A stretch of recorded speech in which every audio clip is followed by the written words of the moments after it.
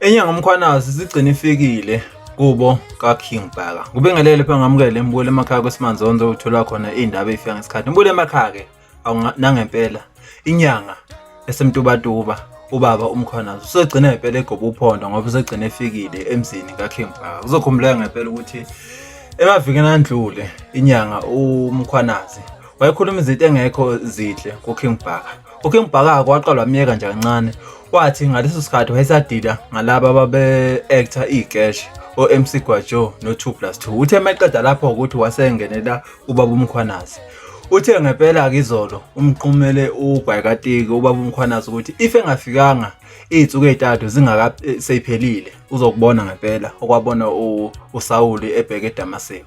Nangempela ke inyanga uMkhwanazi ngokwe-convo noma indaba evela lapha bexoxa benoKing Bhaka. Uyabona ngempela ukuthi ushilo ebusuku ngabo 8 kuyoshawunani ngempela ukuthi ucela ukuza kuKing Bhaka bezokhulumisana ngale ndaba ngempela.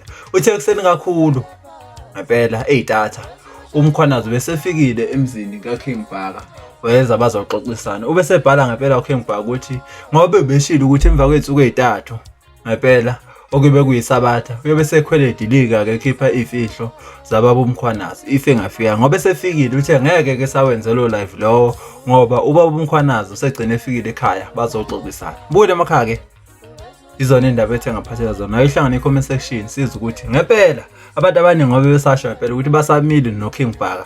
Wena ngabe uphawu lwakho ukuthini ngalolu daba ngoba impela uKing Bhaka lezi insuku ngempela baningi abantu ongempela ebanqumela uGwayikatiki. Nazi ke indaba engiphathela zona ake hlangane futhi ngokuzayo kweSimanzonzo indaba ipheli siyohlangana ngokuzayo. Siyabonga.